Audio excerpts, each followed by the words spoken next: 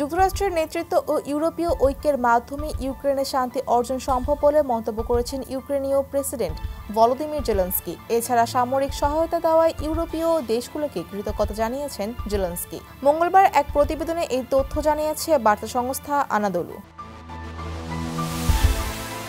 টেলিগ্রামে দেওয়া এক বিবৃতিতে জেলেনস্কি বলেন, ন্যায্য ও স্থায়ী শান্তির জন্য লড়াইয়ের সম্মুখ সারিতে শক্তিশালী অবস্থান এবং শক্তিশালী কূটনীতি একসাথে কার্যকর থাকতে হবে। আমেরিকার নেতৃত্বে এবং সমগ্র ইউরোপের সহযোগিতায় এটি একেবারেই অর্জনযোগ্য।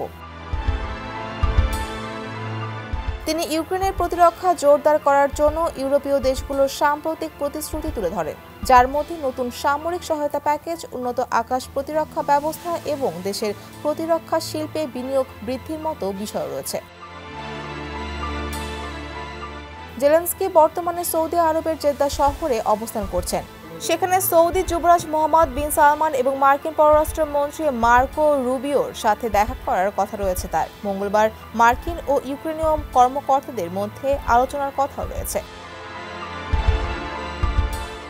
সম্প্রতি হোয়াইট হাউসে জেলেনস্কির সাথে প্রেসিডেন্ট ট্রাম্পের জনসম্মুখে বিবাদের পর ইউক্রেনকে সামরিক গোয়েন্দা তথ্য দেওয়া এবং স্যাটেলাইট তথ্য ভাগাভাগি বন্ধের পাশাপাশি দেশটিকে সাহায্য করাও বন্ধ করে দিয়েছে মার্কিন যুক্তরাষ্ট্র।